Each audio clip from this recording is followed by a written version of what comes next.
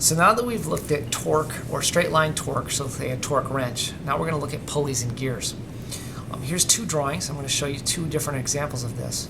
First, you have to understand that D is the driving gear, and that's the gear or pulley that's supplying power to the driven gear, because this is what we're calculating, and this is what we're going to get out of the system. We know what we're putting in, we have to calculate what we're getting out. In our problems, we still have a direction, we still have a magnitude of a force, we also have the length of a lever arm.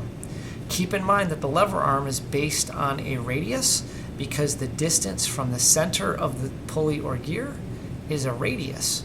And just like for math class, radius goes from the center to the outside of a circle. And this is where we get our torque from. We do not use the diameter because the diameter would travel through the radius and it still doesn't give us any more mechanical advantage. So if you recall from the previous video, we're going to use our 6 steps again. What am I looking for? Torque. And the formula for torque is force times length of the lever arm. So we fulfilled our first 2 steps. What am I looking for and what is my formula? Next is we need to fill in these gaps, right? That's step 3. So our force we see here is 5 pounds.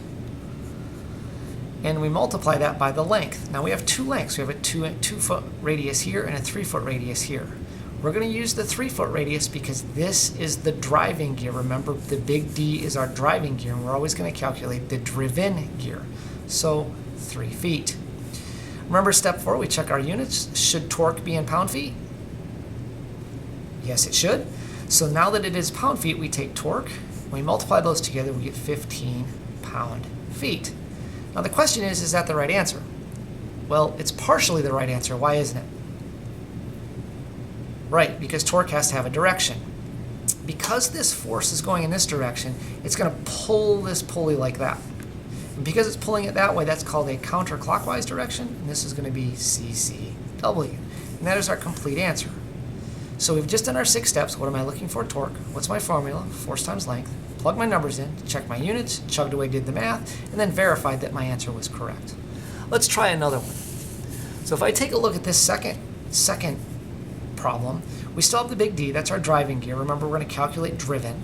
So I'm looking for torque, and torque is force times length. Again, we're just using the 6 steps. What am I looking for? What is my formula? Next, what is the force? The force is 2 newtons times, and these should be meters. Sorry, I messed that up. So I have 5 meters for a length in radius, and that should be an R there, I'm sorry. So it's 2 meters in radius. So remember, we're always calculating the radius of torque. So now, are my units correct, newtons and meters? That's right, units are correct. So torque is going to equal 10 Newton meters. And remember, we have to have a direction. And again, this is traveling in this direction, so we just make it travel in that direction. It's counterclockwise. And that's how we calculate torque in gears. As always, if you have questions, comments, concerns, or violent disagreements, please contact me. I'll be more than glad to help.